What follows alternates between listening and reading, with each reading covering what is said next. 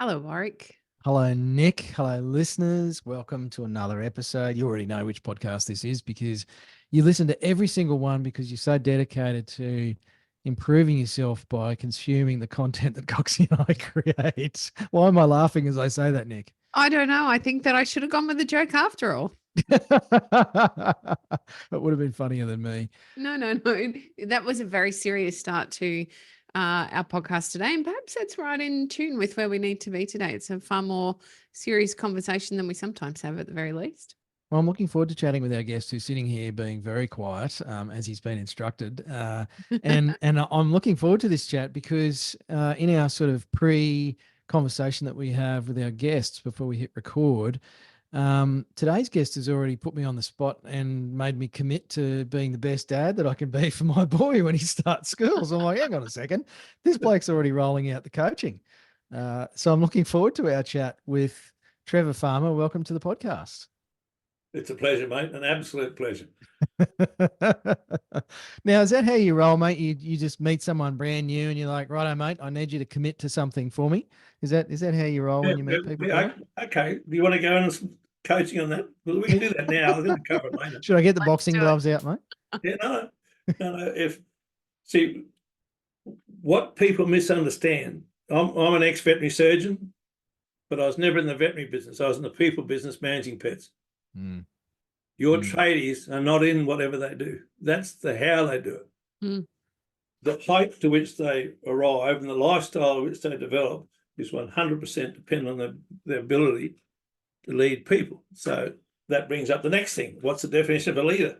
And what I run with is a leader is somebody who gets others to do what you want them to do because they want to do it. Now, if you don't know that, you're a boss.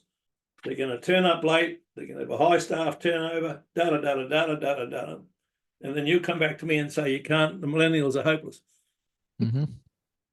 You get those millennials that get a dream and a reason for them coming to work, and they'll turn up early, they'll do the whole gig. And so how we teach that is simply the acronym form: family, occupation, recreation, and motivation. Okay? And so what happens, and it happened this morning, without even realizing, mate, you got any kids? You think back on that? Because see, that's the best introduction happened because we played it live. Jack, 8 months old. Yeah. Then we do a deal, and then the only other thing that I get people to do is find a higher purpose for why they work. So when they had the veterinary clinics, the higher purpose was look after the animals, make the owners happy. And the male look after itself. So you employ a brand new member tomorrow, kid straight out of school. They can understand, look after the animals, make the owners happy. And we build the rest. So that when it comes to a disciplining thing, and this is the important thing, is the second thing I need to know is understand that day one that Jack starts school, you'll be the best dad you can be. So if we have a higher purpose and a reason why you're at work, and something happens and I have to have a chat about it in a disciplinary manner, there's no big sticks, there's no abuse, there's no this. And it's so important to understand this. And so, mate, how does what just happened fit into us look after the animals and you being the best dad you can be? And then the biggest thing you can do is shut up. Because there's only one answer. That's right. There's only one answer. And then you come in, how do we fix it? So there's no big, you jump in the trenches with them. They will never, ever, ever do that again.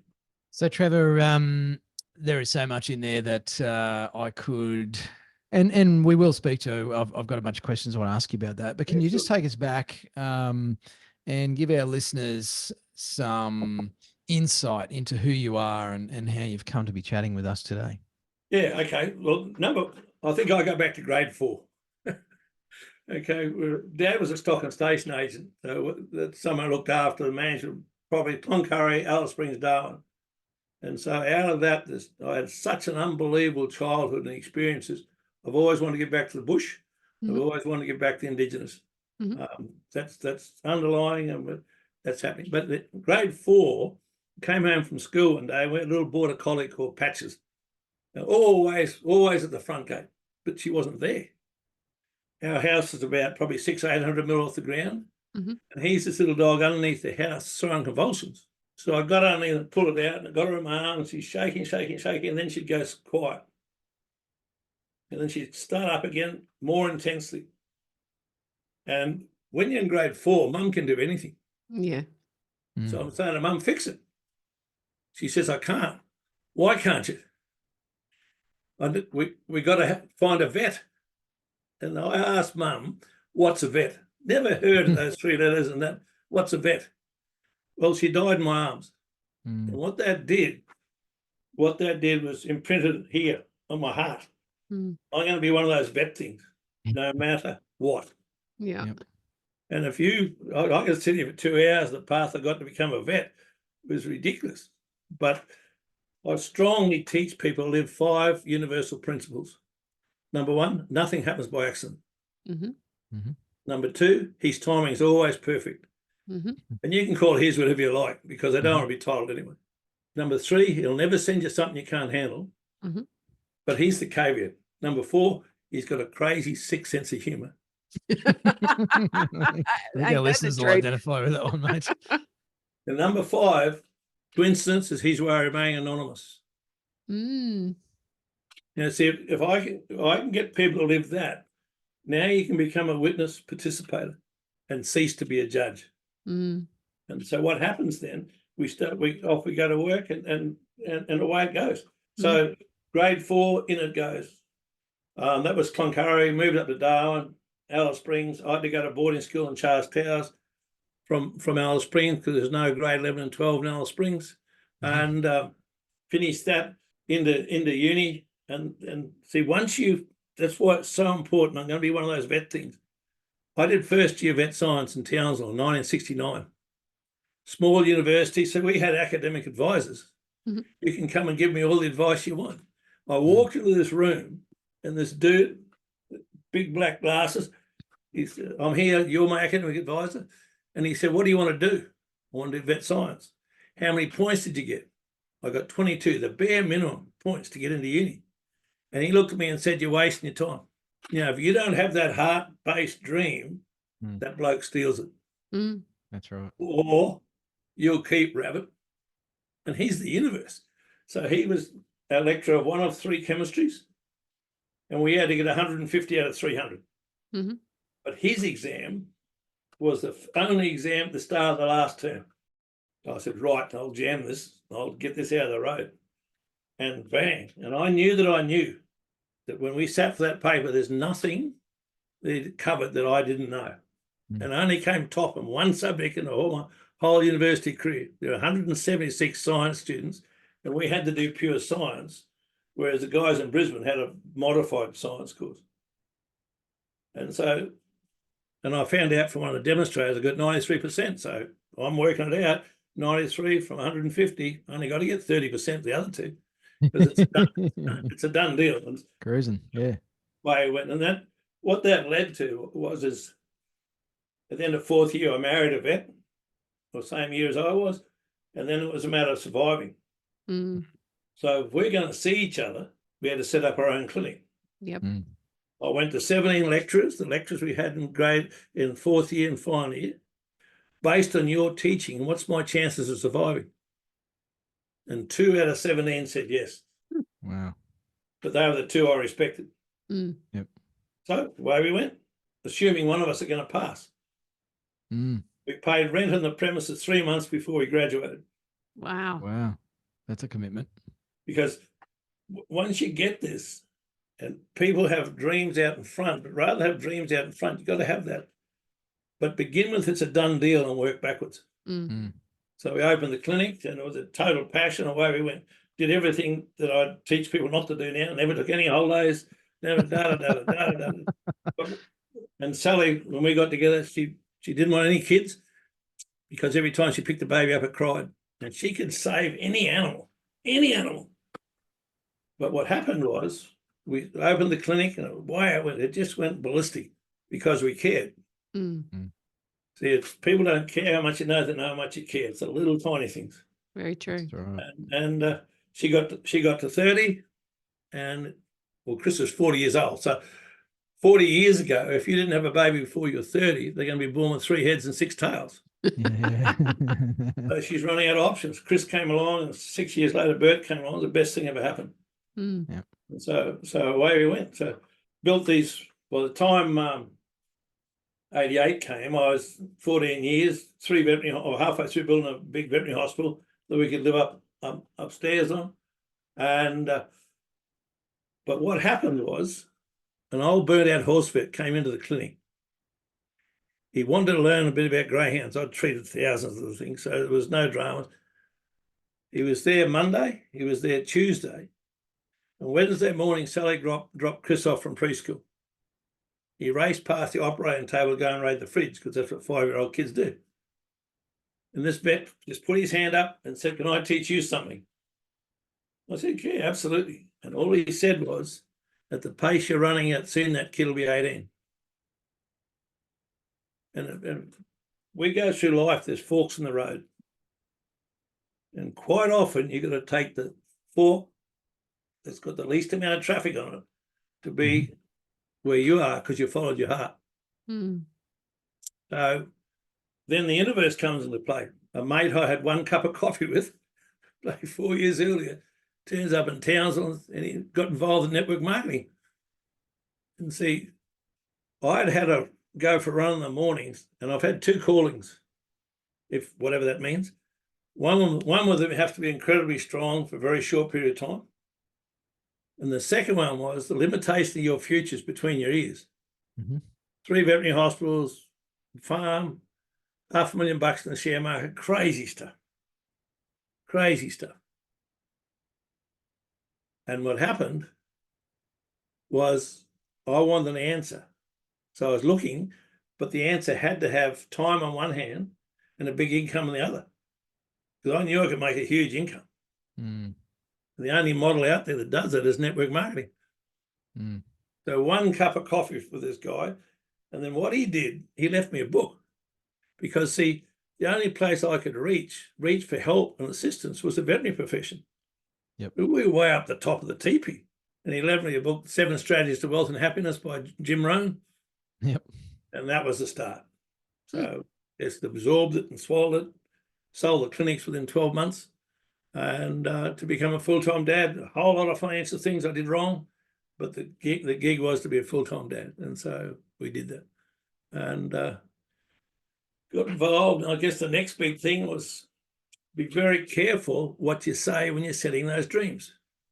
Sally had retired, and I wanted to be a full-time dad. On the 8th of February 2001, Sally took her life. Oh, Trevor. I got what I asked for. We became the 3 Musketeers. See, that's why I'm adamant that what we've got our hands on is the most streetwise mental health program out there. Because it's simple. We've tested it for 8 years, and it's just so ripe. I mean, a farmer goes every 10 days. Yeah. A vet goes every 3 months. A partner gets murdered by some clown every 4 days this year. What's going on? What's going on?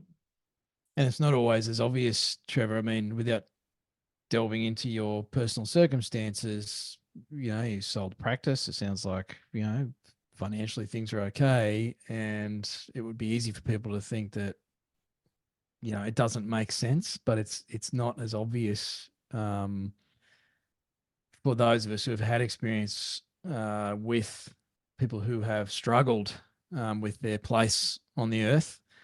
And Nick and I both had personal experience with that as well. And it's usually only in hindsight that we can start to put the pieces together and realize that it wasn't the obvious stuff that should have meant they were okay. There was other stuff going on that meant they weren't okay.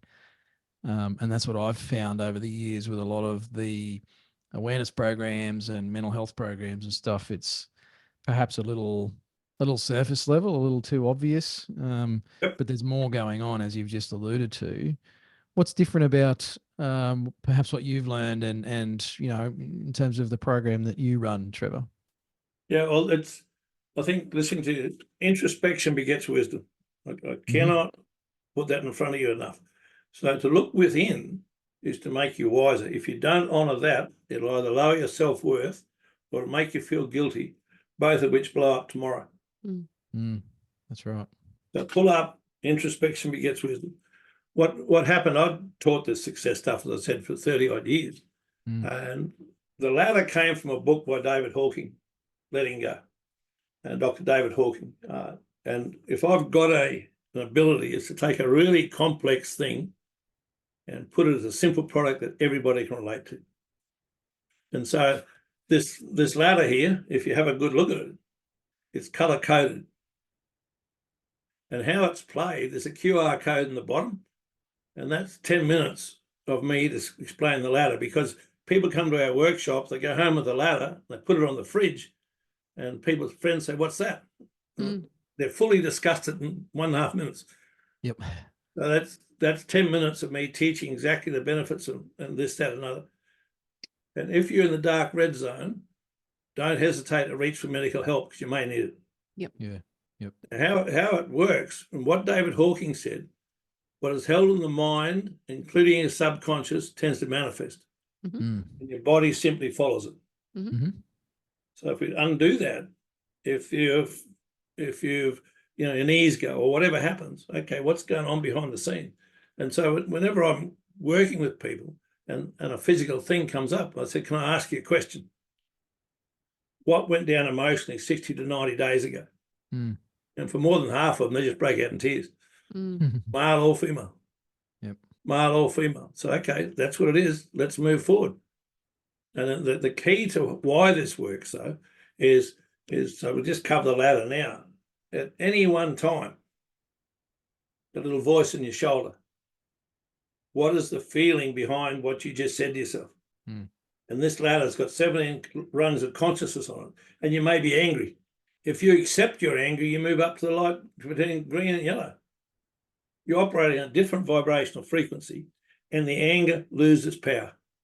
You may be there for 10 minutes, you may be there for 20 minutes, but you'll only be there 2 or 3 times, and away you go. What most people don't understand is it's a ladder, and to climb a ladder, so many people are in shame, then they feel guilty, and they get to the top of it. Anger is the height at which they do something based on that anger vibration, which then makes them shameful. They're still climbing a ladder. Yep. But what they don't understand, there's only 2 emotions. One is love, which is above courage. The one is fear, which is below courage. Now, the key to all this work, and I'll just run you past this right now, the key to all this work is when I work with people, I get them to understand the definition of a vision. Because a man without a vision will perish. Everybody knows that. So let's have a look. And the definition of vision I use is a vision is a mental image with feeling. And the with feeling makes it heart-based, of a desired future state that does not currently exist. And then I say, okay, let's play with a couple of visions. And I'll get you to visualize was having given a dozen red roses to Jack's mum. Yep. So he puts a smile on your face. Can't help it. Puts a magnificent smile on her face, because the secret to living is giving. What I want you to do now, I want you to replace that about 3 times every 2 years. I'd get a call, and that's the story behind the story is these couple, they've got a cat which is left at their place by one of their kids who's gone off to uni. It's not even their cat. And this cat is a proper cat that does what cat things do. One of the things that cat things do, if someone comes to the house that doesn't like cats, this bloody thing goes round and round and round and round and round. Drives them crazy. So friends come over for dinner. You usher them inside. The pussycat's doing what pussycat does. And it's a nuisance, because this bloke can't stand cats. So you pick the cat up and you put it outside the door. Now the cat's cold. It's winter, even in Townsville. It goes and finds the warmest place it can to go to sleep, and that's the tray underneath the radiator fan of your friend's car, because the engine's still warm. You have a great night. You go and usher your friends in the car. They turn the key over. Visualize that for a second. You can hear it, you can smell it, but if you got it to me alive, I can rebuild it. There's no doubt about that. But here's the key. This is critically important. My question is, what happened to the picture of a dozen red roses? Mm. So you and no one else but you have just categorically proven to you that you control how you think. Not the weather, not your job boss, not you control how you think. Now, that accident happened on Sunday night, and you've just rung your son or daughter to let them know how the cat's going in the hospital. So they're going to feel really sad. Yep.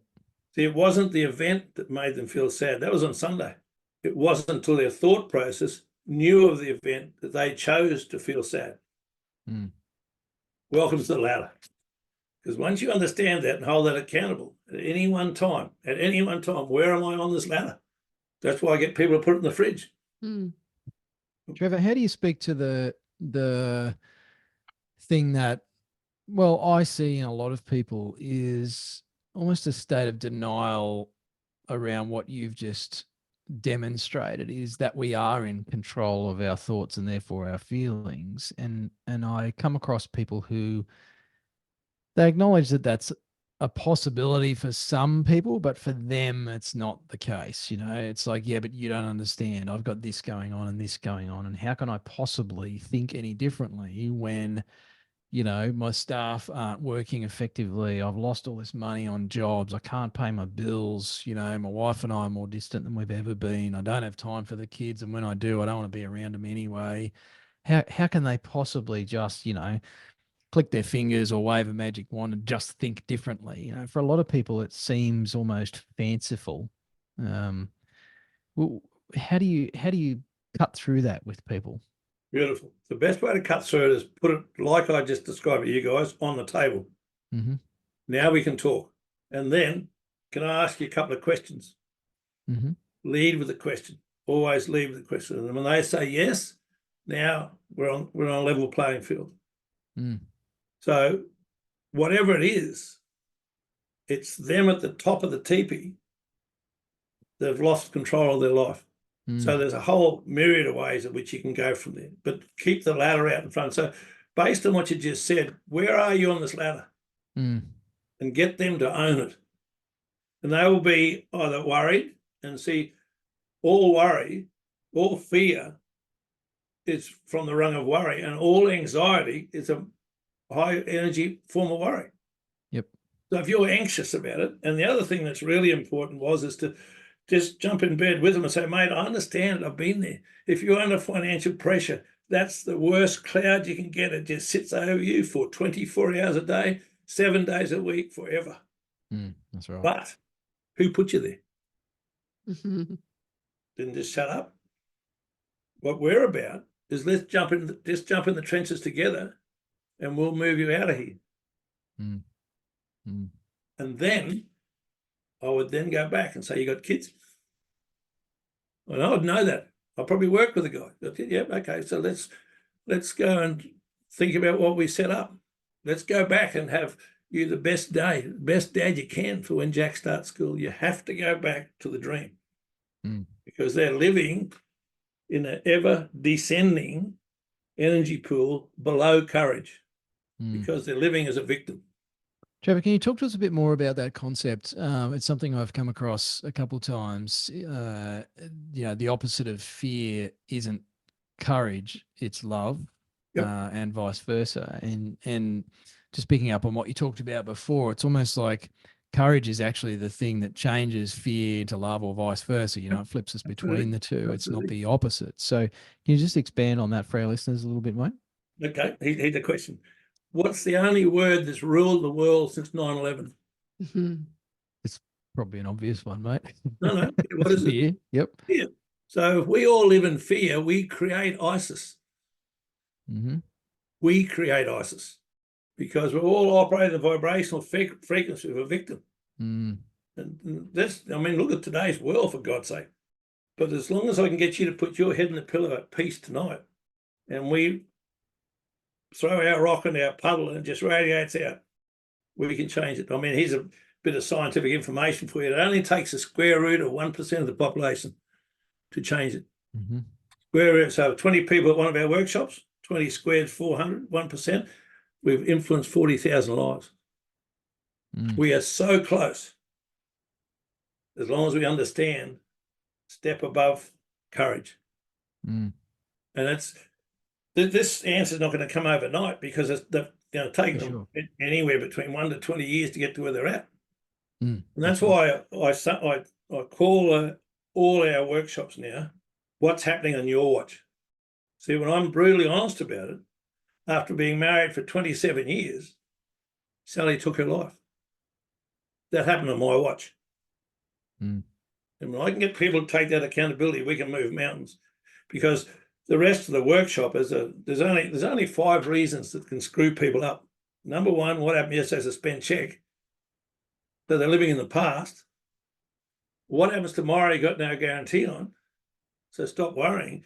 But the biggest one for 95% of people, 95% of the time, in 95% of cases, is unresolved relationships. Mm. Mm.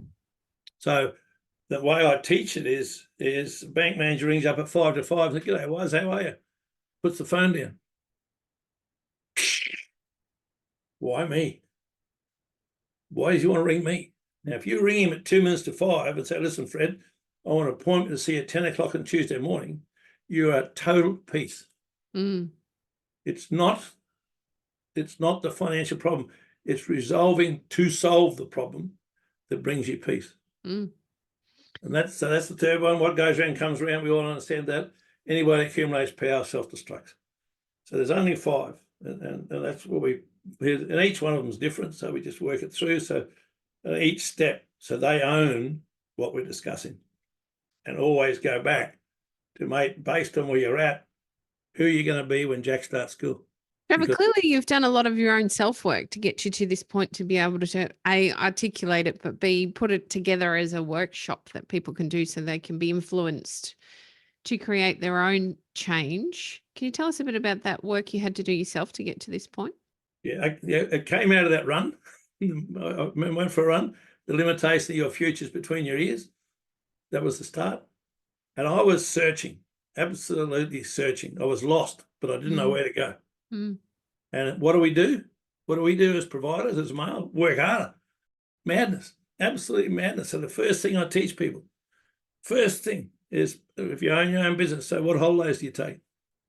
What's in North Queensland, the least productive month of the year is February, because the wet season, and I will not accept a holiday less than 2 weeks, because you can't. You just cannot relax. So set them up, set the holidays up in a way. I took 12 weeks off in 14 years. 6 of those to get a hernia fixed. And everybody would tell me I'm a raving success. And in my own head I was. But the end result of it's not worth it. And so it's a matter of meeting where they're at. And then, as I said, introspection begets wisdom. I can teach about not having a holiday, so I didn't take them. I can teach about losing my wife. I don't want you to go through that. No.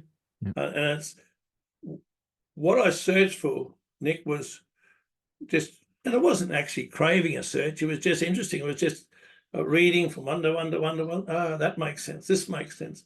I mean, stuff's still evolving this morning on the path we're on. And that's why we are ready to take this example of a mental health thing to the masses. And I'm prepared to work wherever it is, and we'll do it. Because, see, you mentioned it before, is we can either be affected by subconscious problems, and you don't know, which was Sally's challenge, because her father's an alcoholic. You can either suppress things, so repress it if it's subconscious. You don't even know you don't know. Yeah.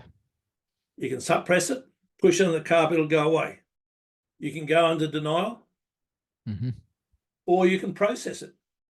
See, they're the only 4 options. Which one do you want to go on? Which way? I don't care how long you've been living in denial, because I know you're living below courage. But if we process it, let's have you up here. Your kids deserve it. Jack deserves it. Your partner deserves it. Let's play.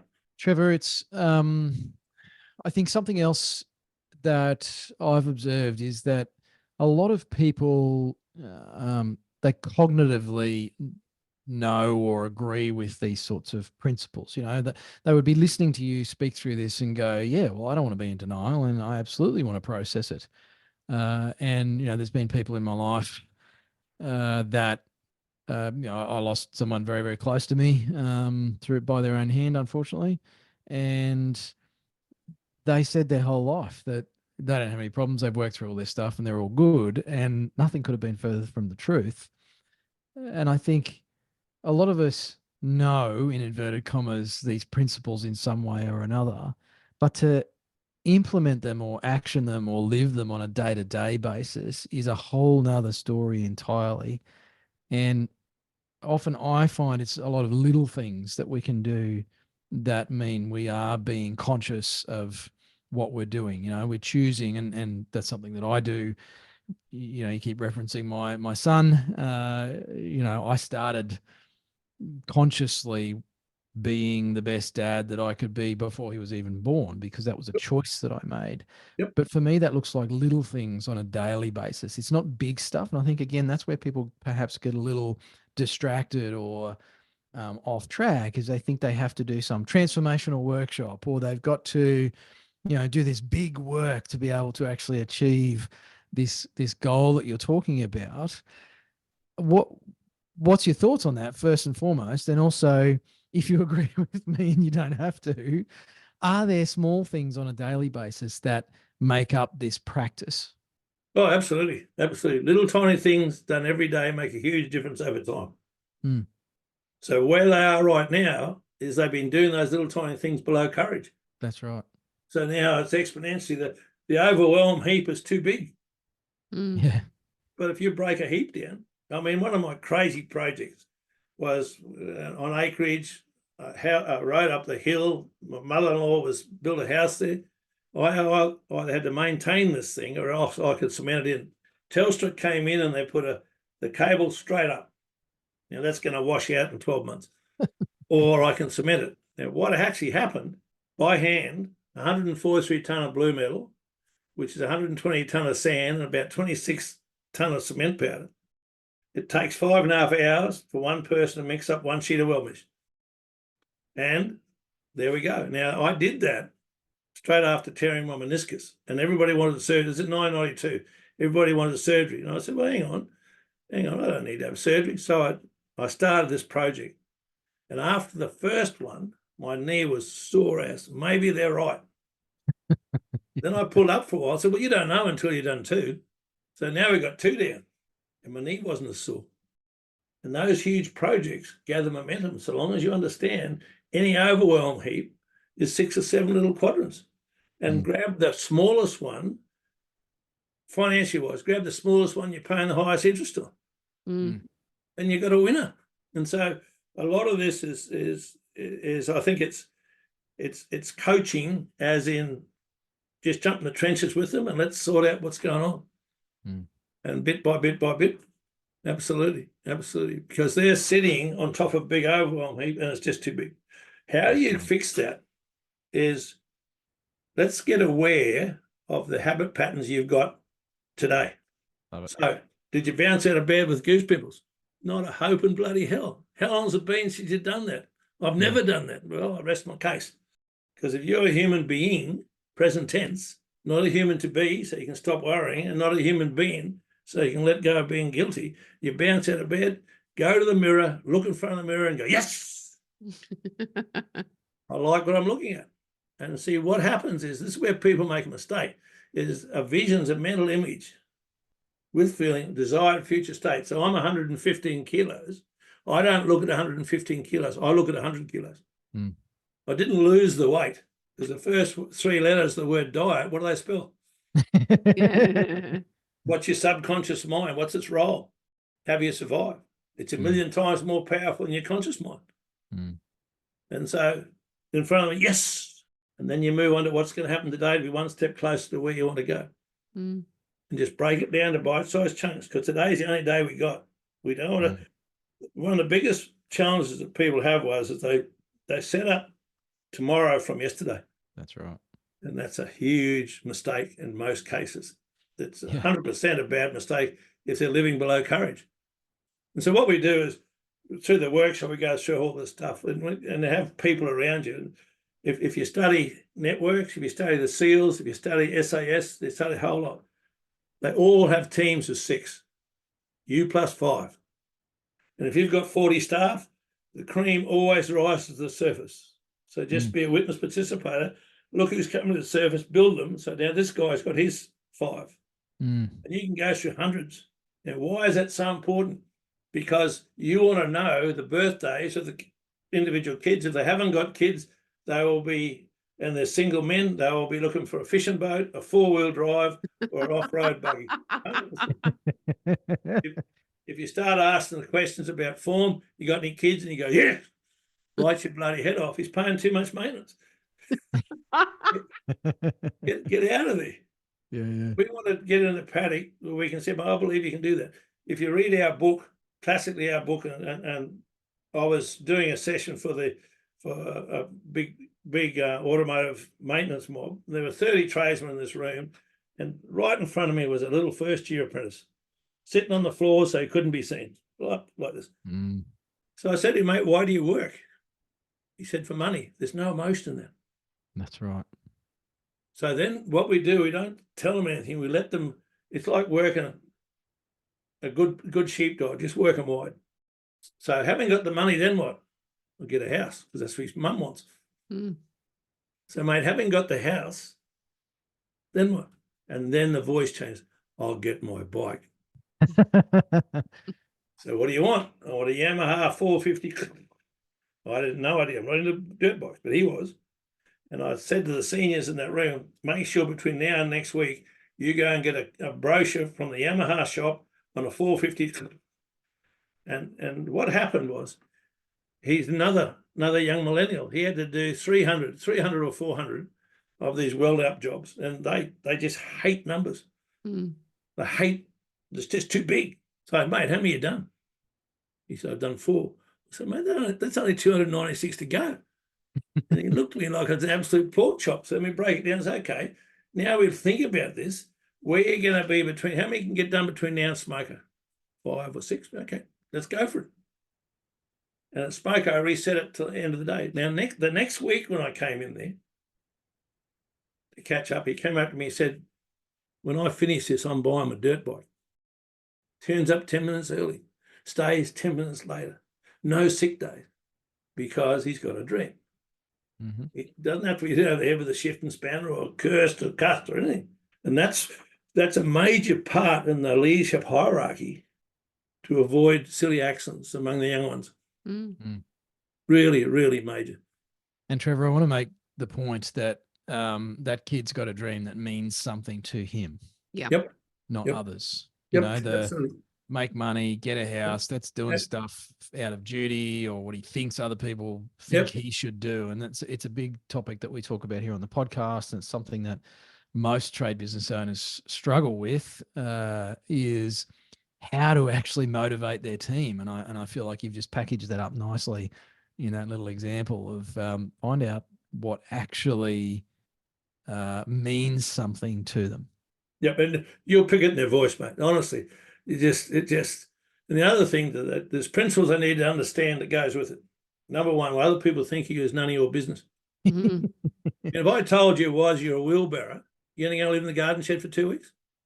I don't know, mate. It's 2024, Trevor. I might identify as a wheelbarrow. I rest my case. Yet I could say something personal to you, and you straight in your heart, and he's the so and so. It's just a bloody word. Right. So that's also all the more important for understanding. Understanding a man without a vision will perish. Because what happens in big workshops? We used to have a weekly meeting to air all the grievances. That was part of it. So that you edify a senior tradesman, and so the juniors are following him, but he's toxic. So when you employ him, number one, competency is not the number one thing. It's number 3. Loyal is number 1. Disciplined is number 2. Number 3 is competency. Number 4, prepared to go the extra mile. And number 5, positive mental attitude. If you hire them on their competency and they're toxic, you'll pay it. So don't hire them. That's right. It's just so important.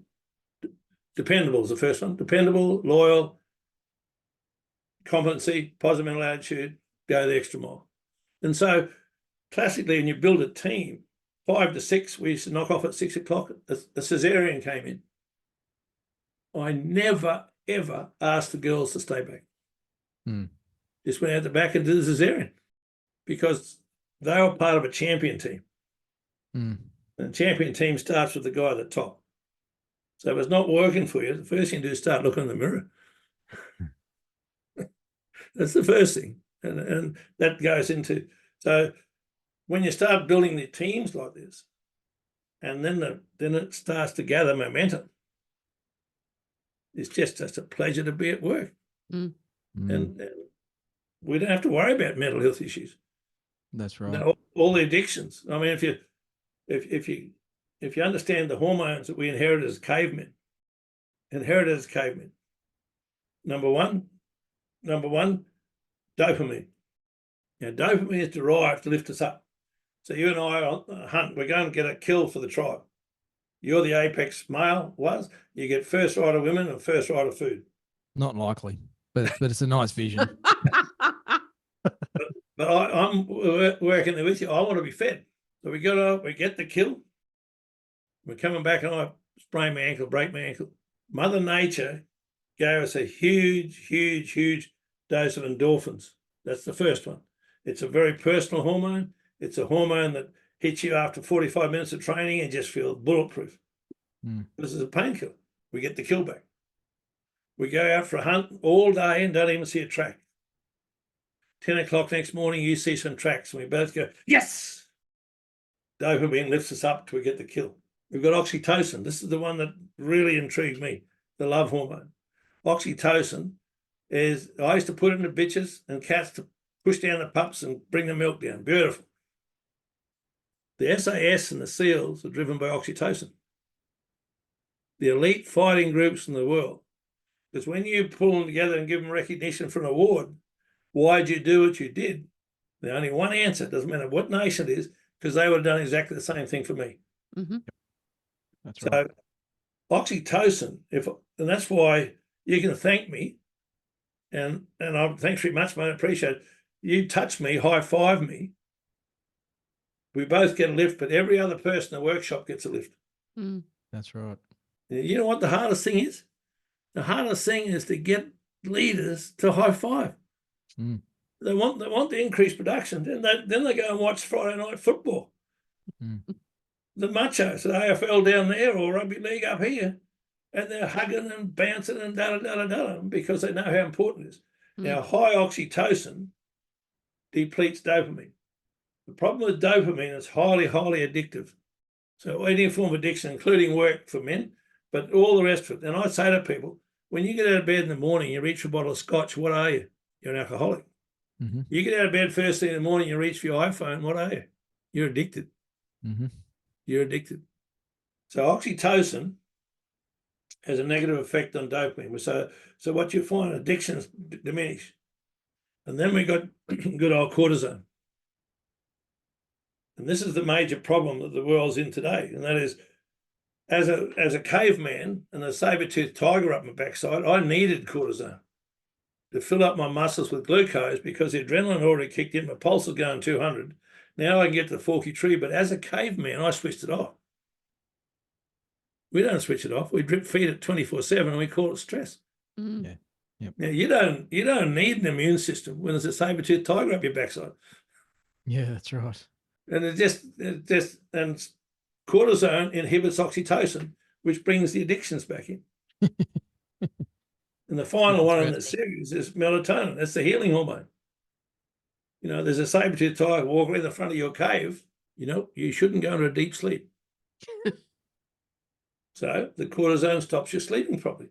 When people can break all these things down, a step at a time, and get out of bed first thing in the morning and control your dopamine.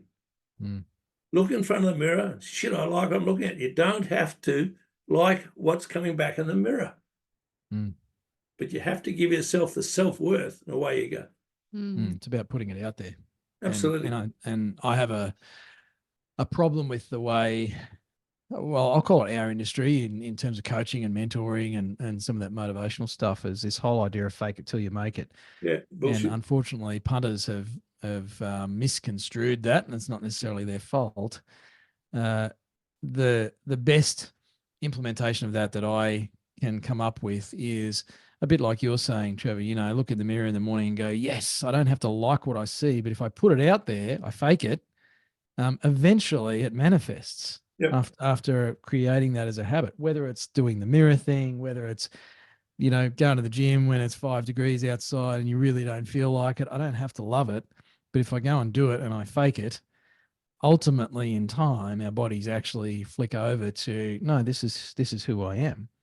And it becomes reality. So I think for a lot of people, what sets that off, mate, is you get in front of the mirror the very first day that Jack starts school. This is the dad that's walking across.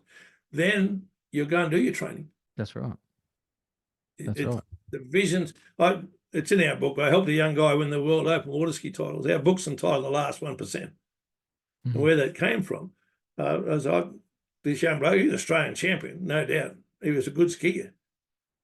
But during that first conversation, I said, mate, I know nothing about water skiing, but I know an awful lot about the last 1% between your ears. And he said, I'll grab that. Now, that was 1997. He won the world title. And the things that you talk about, a vision. When I started working with him, because one of the biggest, what happens to these guys is ski for an hour out in the ocean at about 85, 95 mile an hour. It's a nasty sport. If you fall, broken neck, or pull a brachial plexus out and get a dead arm. So I'm working with this guy. I said, he could win the world title, win the first 3 races, and break his neck in the 4th one. Yeah. So 4 races, a race every 2 days. And so I thought, that's easy. We just win all 4. I didn't know. I'd never been to one of the carnivals. So that's what we put out there. Ladies and gentlemen, please welcome the first male athlete ever to win a straight series. All set up by someone who knows nothing about the sport. But Wayne grabbed hold of the vision. We lost touch in 97 and went on with life. And then when this COVID thing came, we had to write a book. I got back in touch with him. He went on and won 5 world titles, 3 in ocean-going water skiing and 2 in wakeboarding.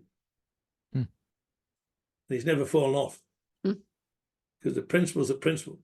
I should have come and spoken to you before I went kneeboarding behind a jet ski. Buggered my shoulder properly. Yeah, well and truly, mate. But clearly it was what was going on between my ears or not. Yeah. So this whole gig is simple. Yep. I never ever tell people it's easy because it's not. No. You've got neural highways going in there, which is so deeply entrenched, it's probably can set up since you're a little tiny kid. And then the last part of all we do is help people reprogram their subconscious. And because that was set up during your mum's conception. Mum was stressed during pregnancy. You were born stressed. The first 7 years, we were in a different consciousness level as a download. So that's mum, that's dad, that's the car, that's this, that's that. Had to learn a very complex language. But unfortunately, what went in by those who know no better is you're a bad boy. Little boys are seen, not heard. Little boys don't cry and all this crap. And then they go and test it in their teenage years. And away we go. I guess the other big for me right now is understanding and really, really zooming in on these on the phones. It's really, there's an incredible book called The Anxious Generation. Instagram 2010, Facebook bought it. 2020, the suicide rate in young teenage girls went up 164%. Because now, for the first time, I can look at myself and take a photo, then I put it out there. And the ones that are jealous give me a hard time, the ones that don't, and so on, and so on, and so on. And they don't have the frontal cortex development to handle it. Dolly was 14. And so that's the key. See, this is all part of the mental health gig. And it's and we do a whole lot of stuff on relationships as well. Was it? I mean, it's 2 days. You can afford to give a fair bit of cheek, and let's play. Trevor, we could go for 2 days, but we won't, because I don't think our listeners have got that much endurance in their ear holes. I want to ask you one last question before we do wrap up today. If you had 1,000 trade business owners in a room, what's one piece of advice you would like to leave them with? Love is spelled T-I-M-E. When that little child is 5, you cannot relive their 3rd year. They measure a home by who's in it, not by the number of bedrooms and the number of bloody cars parked at the front. You tuck him into bed at night. You ask him, what'd you do today, mate, to make the world a better place? Separate. You're not a bad boy. Chris, I strongly disapprove of what you've done, but I love you as a person. You maintain their self-worth, and you be that strength of love, because love's the strongest force out there. And the big, tough macho guys don't understand that. So love is spelled T-I-M-E. There we are. Thanks, Trevor. Pleasure, Cracking mate. way to wrap up our chat. Appreciate everything you've shared, mate. If listeners want to go and find out more about your book or your program, what's the best place to go and do that? My partner is the systems lady, so she Great admission, Trevor. if they want a copy of the ladder, www.topcatz.com.au/the ladder. Got If it. they want to get a copy of our book, just www.topcatz.com.au. Topcatz.com.au. Love it. Yep. And so, well, Trevor, thank you for your time today, mate. Thanks for sharing so openly about your story and some of your amazing tips. I think there's heaps and heaps of actionable stuff in there for our listeners. As we've said, if you want to find out more about Trevor and the team and what they're doing, topcatz.com.au. And mate, all the best with rolling out the ladder. it's been a pleasure, mate. You probably gather I'm passionate about this. We didn't even go into what it takes to be. Anyway, it's just flowed. Absolutely, because I bat for the kids. You mightn't like it, but that's what the gig is. And whether you like it or you don't like it, Jack's going to start grade 1. Who his father is 100% dependent on Waz. And a lot of these guys do it out of ignorance. Because, see, their parents worked 100 hours a week. And so let's give them a program that they can follow, that they can relate to. So thank you. Thank you, Trevor. Thank you, Trevor.